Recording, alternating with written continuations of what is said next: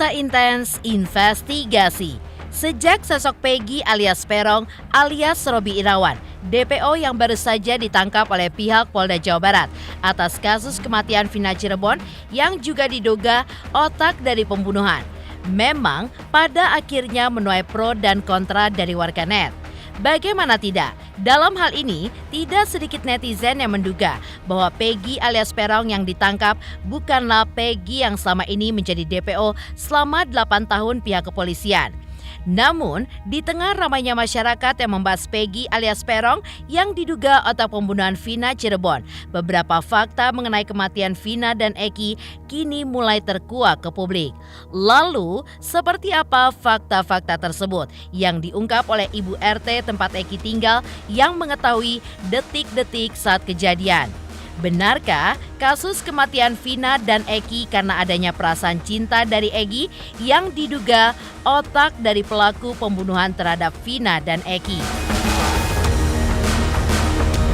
Di sisi lain, seperti apa pihak kuasa hukum Peggy yang mengajukan pra-peradilan terhadap pihak kepolisian atas penangkapan dan penetapan Peggy sebagai tersangka? Dan seperti apa juga kekecewaan Ibunda Peggy saat mengetahui anaknya ditetapkan sebagai tersangka, apalagi Peggy adalah tulang punggung keluarga. Dan bagaimana pula sahabat polisi yang kecewa dengan sikap ALMI atau Asosiasi Lawyer Muslim Indonesia di mana melaporkan produser film Vina sebelum 7 hari. Pemirsa, bersama Intens Investigasi, kami hadirkan kabar terkini, terpercaya, dan teraktual. Tetapi sebelumnya, jangan lupa untuk like, subscribe, dan juga share channel YouTube ini.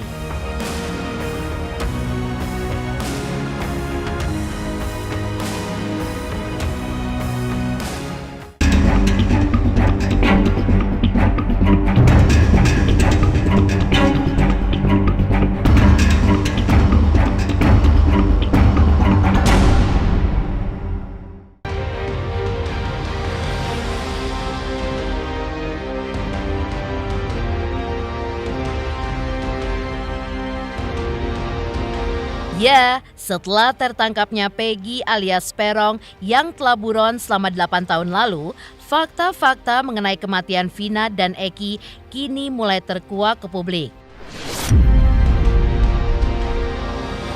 Dan untuk semakin memperkuat fakta-fakta yang telah terkuak, tim Intens Investigasi secara eksklusif mendatangi kediaman Ibu RT yang mengetahui seperti apa detik-detik kejadian.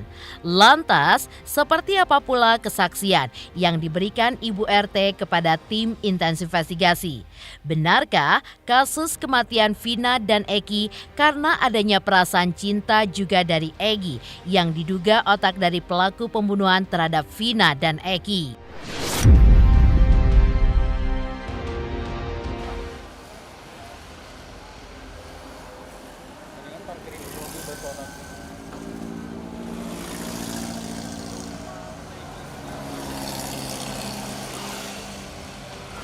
Ya itu gara-garanya Egi-nya tuh seneng ke Vina. Vinanya ngin mukanya. Jadi balas dendam terhadap Eki. Terus malam minggunya tuh minta uang ke ayahnya. Kata ayahnya nggak boleh, nanti aja. Ini geng motor udah ada di Man, kejadiannya kan di Man kejadiannya. Udah gitu kata Eki-nya, ayah cek Eki-nya butuh sekarang, cek nggak mau cek besok. Jadi ya terpaksa berangkat jam 10 ngambil uang ke ayahnya ke Pecilon. Kejadiannya pulang dari Pecilon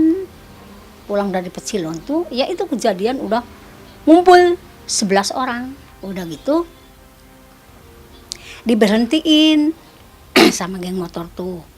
Cenah ada apa? Ya sini dulu cenah banyak-banyak mulut gitu. Udah gitu dibawa ke kebun.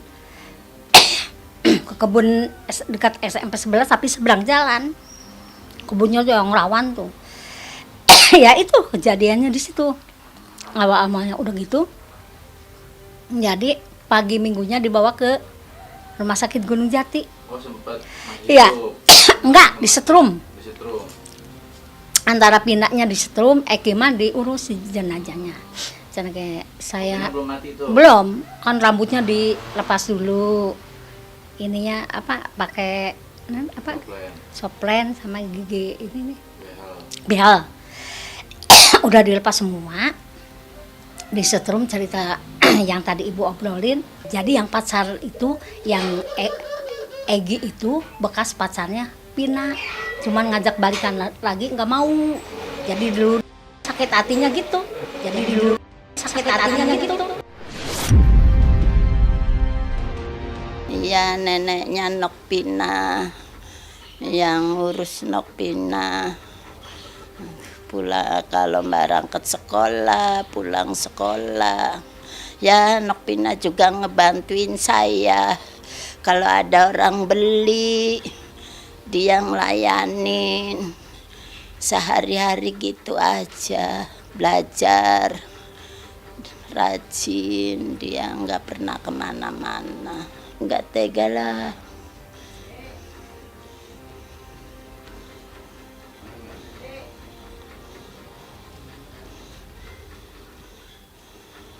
Udah lah.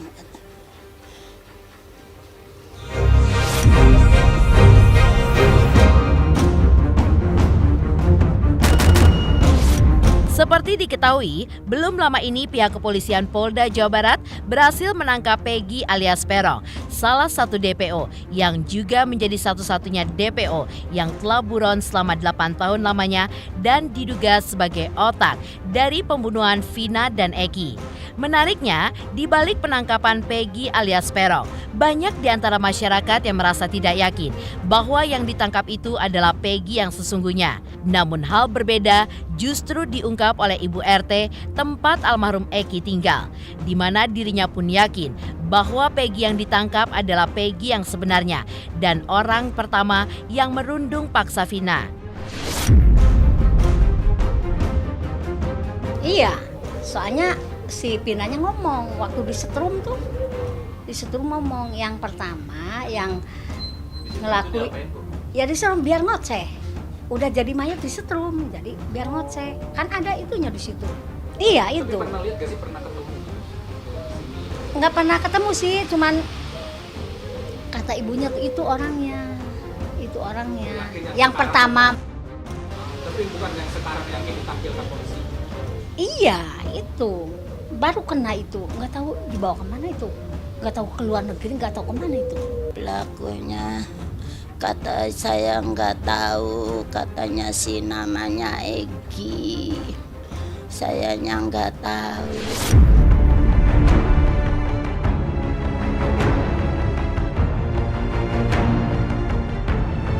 Di sisi lain, polisi hingga saat ini pun terus bekerja keras untuk mengungkap siapa dalang sebenarnya dari kasus pembunuhan terhadap Vina dan Eki, termasuk memeriksa Linda sahabat Vina yang selama ini diduga terlibat dalam kasus pembunuhan Vina.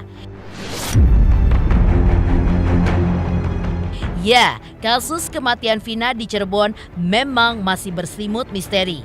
Banyak saksi kunci yang belum muncul. Salah satunya adalah Linda yang merupakan saksi kunci kasus kematian Vina Cirebon. Banyak pertanyaan seberapa dekat Linda dengan almarhumah Vina dan bagaimana pertemanan mereka. Akhirnya pada Senin 27 Mei kemarin, Linda pun muncul ke publik untuk menjalani pemeriksaan di Polres Cirebon dengan didampingi kuasa hukum dari kantor pengacara Hotman Paris.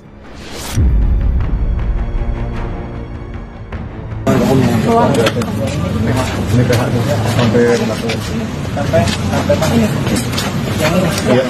Iya bang. Ya. Yang mau diikutan. Kasus Vina Cirebon. Kasus Vina Cirebon. Hari ini tanggal 27 Mei 2024, Polda Jabar, Polda Jawa Barat akhirnya akan melaksanakan pemeriksaan BAB terhadap saksi Linda yang ditunggu-tunggu oleh rakyat. pemeriksaan BAP terhadap Linda akan dilakukan hari ini tanggal 27 Mei sekitar sesudah makan siang, bertempat di Jalan Suradinaya Utara RT 0406 Kelurahan Pekiringan Kecamatan Kosambi Kota Cirebon. Linda akan di BAP hari ini tanggal 27 sesudah makan siang di Jalan Suradinaya Utara RT 04006 Kelurahan Pekiringan Kecamatan Kosambi Kota Cirebon dalam kasus Pina. Kita coba dulu percayakan kepada kepolisian dan melihat sejauh mana nanti hasil pendalaman kasus ini. Ya, tim kuasa hukum Vina, Hotman Paris dan rekan-rekan akan nanti mendampingi di sana. Iya, memang hari ini, habis ini kami mau berangkat ke Cirebon untuk mendampingi Linda diperiksa oleh Polda Jabar, tapi karena kondisi Linda anaknya sedang sakit, jadi kami yang berangkat ke Cirebon untuk mendampingi Linda, begitu.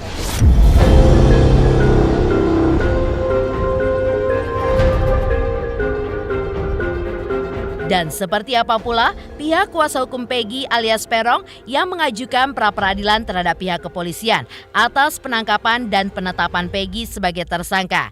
Dan seperti apa juga sebagai orang tua saat mengetahui sang anak Peggy Setiawan ditetapkan sebagai tersangka, membuat sang ibu pun akhirnya kecewa. Apalagi Peggy saat ini adalah tulang punggung keluarga. Pemirsa Intens Investigasi, jangan lupa saksikan terus Intens Investigasi.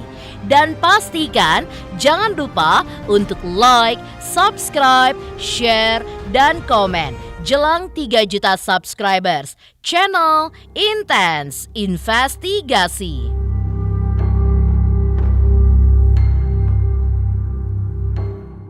Jangan lupa subscriber Intens jelang 3 juta subscriber.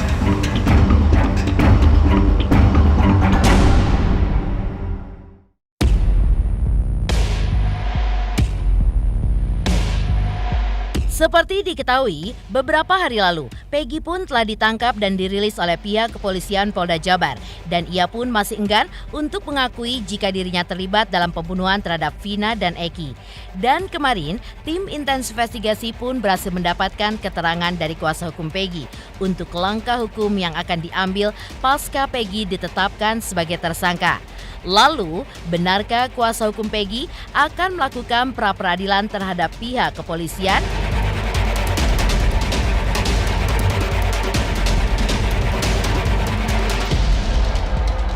Untuk proses berikutnya ya kami juga untuk waktu dekat lah, karena itu kita kemarin juga sudah kumpul semua tim, langkah yang paling cepat mungkin kita sedang menyusun untuk peradilan. Kedua kami juga ingin mengadukan atas ketidakadilan yang dialami oleh klien kami yaitu Peggy Setiawan. Dilihat dari prosesnya penanganan, penangkapan, status, ini menurut kami ini sudah di luar porsi hukum, di luar prosedural. Makanya kami tidak hanya mengajukan gugatan pra-peradilan, tapi kami pun akan mengadu ke instansi terkait, baik itu di internal kepolisian maupun di luar kepolisian. Karena ini menyangkut terkait rasa keadilan yang selama ini kami lihat untuk Peggy Setiawan ini sudah di luar jalur hukum.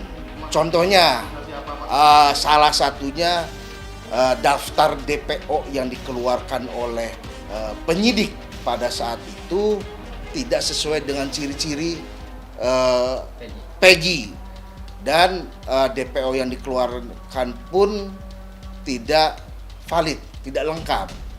Nah, terus pada saat penangkapan Peggy pun ini penyidik Polda ini dengan dasar apa? Sedangkan DPO yang terkait keterangan para pelaku yang sudah divonis ini kan sudah dicabut keterangannya terkait DPO. Makanya kami pun mempertanyakan dan akan kami coba pelajari ini kepolisian itu menangkap dengan dasar apa. Nah, kalau dihubungkan dengan sikap kepolisian yang 8 tahun ini diam, tidak menindaklanjuti, karena dasarnya itu bahwa keterangan dari 8 pelaku yang sudah divonis itu dicabut. Nah, sekarang kepolisian langsung ambil, menangkap Peggy, ditangkap dalam 1 kali 24 jam sudah berstatus tersangka. Nah, pada saat pemeriksaan sebelumnya pun Peggy tidak didampingi pengacara. Nah, apakah ini langsung ditetapkan tersangka? Nah, kita mendampingi itu pada saat sudah berstatus tersangka.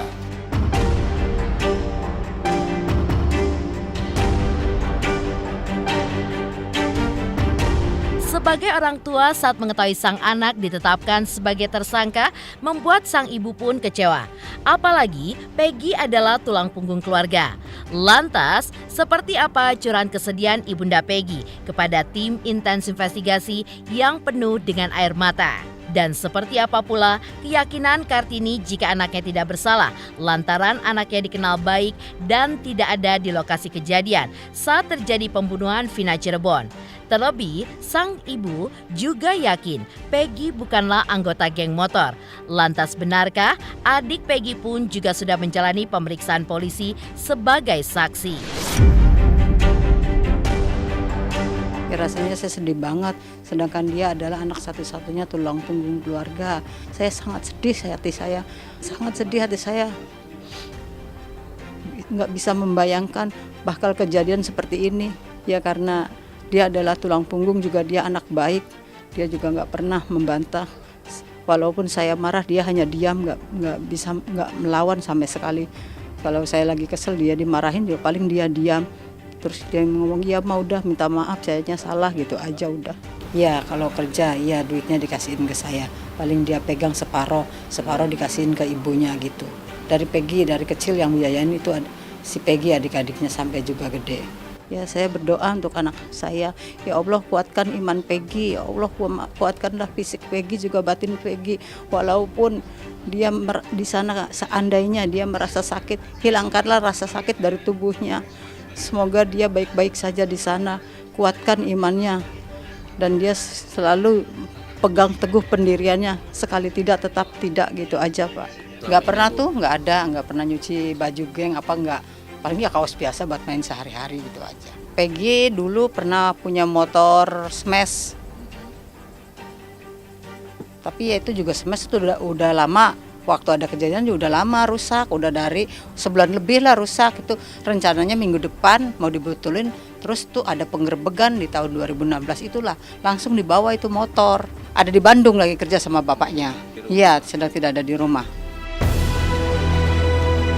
Lantas, bagaimana pula sahabat polisi yang kecewa dengan sikap ALMI atau Asosiasi Lawyer Muslim Indonesia di mana melaporkan produser film Vina sebelum 7 hari? Pemirsa Intens Investigasi, jangan lupa saksikan terus Intens Investigasi. Dan pastikan jangan lupa untuk like, subscribe, share, dan komen jelang 3 juta subscribers channel Intens Investigasi. Hai semuanya, aku Judika. Selamat buat Intens Investigasi yang subscribernya sudah hampir mencapai 3 juta. Jadi jangan lupa terus di subscribe Intens Investigasi, dan semua tayangan-tayangannya akurat dan bisa menghibur masyarakat Indonesia.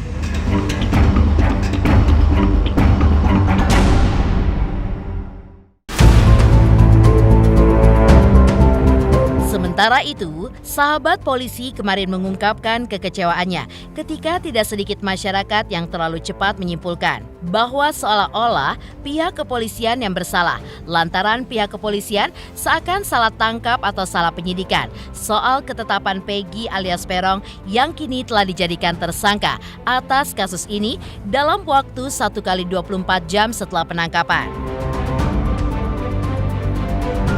Saya tetap yakin dan percaya terhadap Polri yang sudah bekerja keras dalam mengungkap kasus ini sehingga akan menjadi terang benderang, dan kami kami berharap terhadap masyarakat jangan juga terlalu cepat untuk berpersepsi bahwa seolah-olah di sini seakan-akan polisi yang bersalah, ya bersalah tangkap lah atau apalah salah dalam penyidikan lah. Kami dari Sahabat Polisi Indonesia berharap masyarakat tidak langsung menjudge polisi salah. Silakan masyarakat apabila memang menemukan ada DPO 2 orang itu yang katanya masih berkeliaran, silakan kita bantu polisi agar perkara ini bisa menjadi terang benderang tadi yang seperti Ketum sampaikan. Lalu kemudian jika memang ada indikasi katanya ada dilindungi backing oknum polisi dan lain sebagainya, silakan sampaikan. Tapi harus dengan bukti. Kalau cuma hanya sekedar kita bicara tanpa ada kita memberikan bukti, ya bagaimana mau ditindaklanjuti oleh penyidik? Kan penyidik jadi bingung ini. Suara mana yang didengar? Suara masyarakatkah atau bukti-bukti yang sudah ada?